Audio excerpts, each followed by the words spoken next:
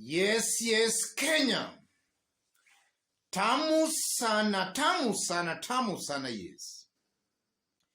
Yesterday, William Ruto was speaking in Kiambu County, where he told residents of Kiambu County that it's Raila Odinga and Martha Karua who took him to the Hague-based court in the Netherlands.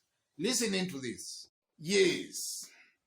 This is not the first time William Ruto has been caught live on camera lying to Kenyans. And he's doing that with a lot of confidence, not even bothering what Kenyans are saying. So in this video, I want to explain some reasons why William Ruto is lying even without caring what Kenyans are saying. After which I'll just explain the political implication on his presidential bid, just remaining 3 weeks to the elections. But before we do that, I want us to listen to Raila Amolo Odinga talking in parliament as the local tribunal bill was being debated, and then we listen to William Ruto after the bill that sought to establish, or rather to set a local tribunal was defeated in parliament. Listen into this. That's Raila and William Ruto speaking over 10 years ago towards the run-up to 2013 presidential elections. And Raila is calling for the establishment of a local tribunal. That was Raila in parliament. And then that's William Ruto, after the establishment of the local tribunal was defeated in parliament. William Ruto and his team mobilized their supporters in parliament to make sure the bill was defeated. In fact, Ruto and his team were saying, don't be vague, we want Hague. They were talking something similar to that. Don't be vague, we want Hague. And today, William Ruto is actually lying to Kenyans that it's Raila Odinga and Martha Karua who took him and Uhuru Kenyatta to Hague. That's William Ruto lying in broad daylight. And in this video, I want us to dig deep to see exactly what that means politically and why largely he seems to be getting away with his constant lies and what those lies portend for him just remaining 3 weeks to the elections. And before we do that, if you are watching us for the very first time, kindly subscribe, give this video a like.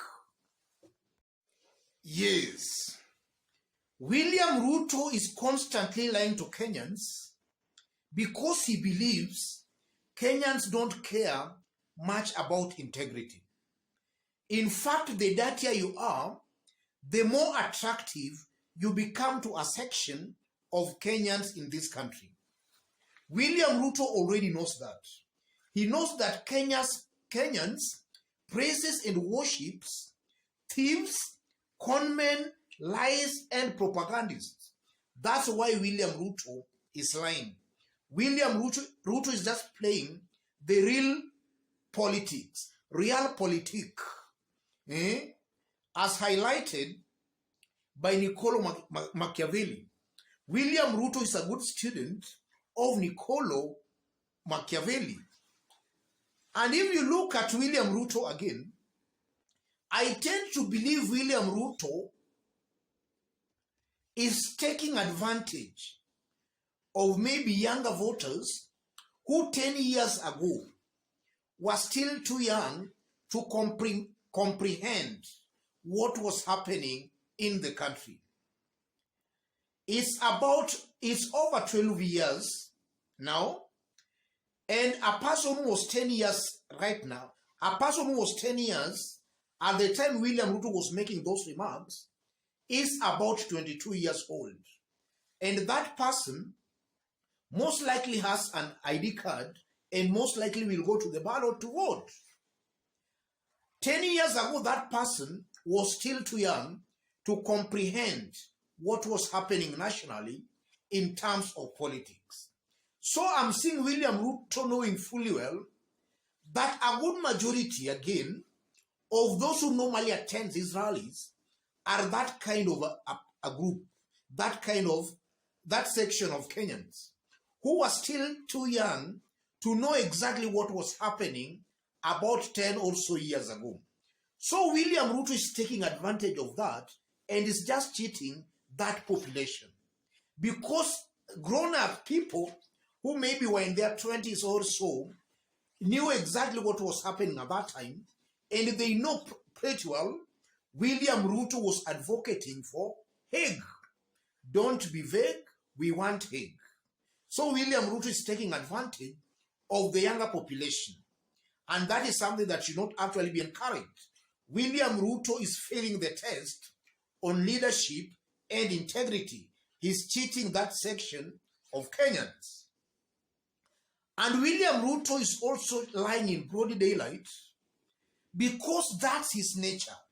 He's born a liar. He's born a propagandist. And nothing can change William Ruto.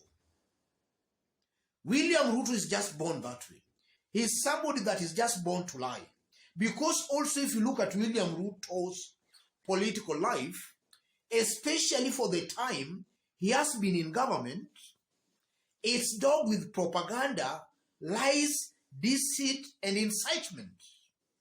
Those are the attributes that makes up William Ruto. Before they fell apart with Uhuru Kenyatta, William Ruto was not talking about the hustlers. In fact, he was praising the dynasties he's now castigating. And he was not talking about the bottoms up. Upon falling out with President Uhuru Kenyatta, he turned around and started attacking Uhuru Kenyatta, branding him a hustler. That's William Ruto.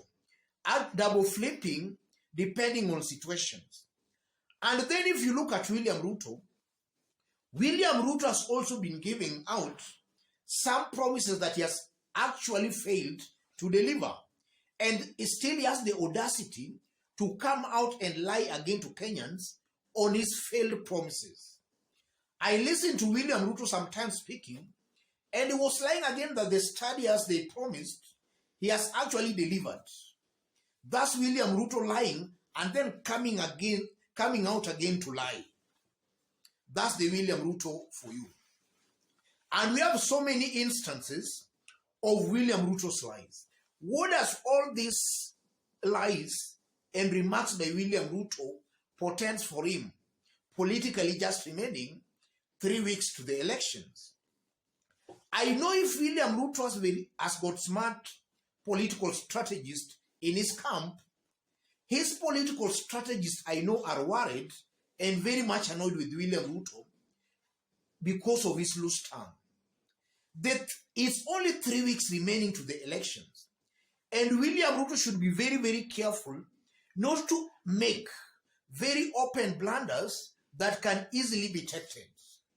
One political blunder he made just recently by abusing Eugene Wamalwa, that Eugene is a woman.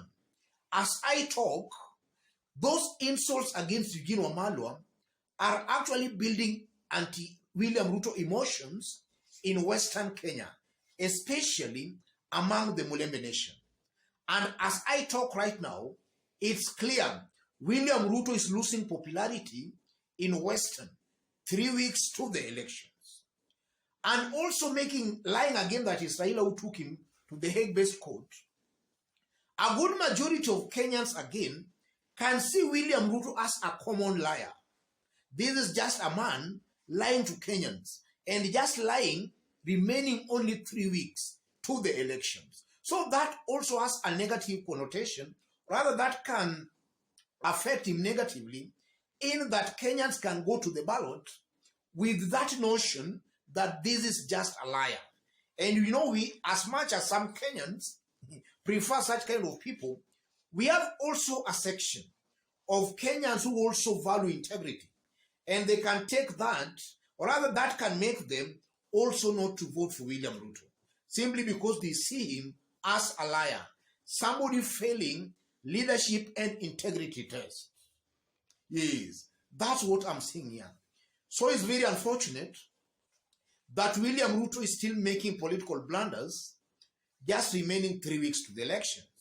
And just as I did state some few days ago, as August election approaches, William Ruto is going to make even more mistakes as August election approaches.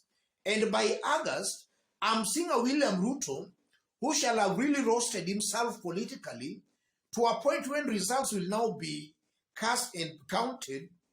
Kenyans will be shocked as to what might have hit William Ruto just days to the elections. The results most likely, or are the votes most likely William Ruto will get, Kenyans will be shocked. They'll even ask themselves, where did William Ruto's popularity actually go? It's just this simple and open blunders he's making just days to the elections. Let me stop it there, guys. In case you have still not yet subscribed, kindly subscribe. Give this video a like. Thank you. God bless you. God bless Kenya.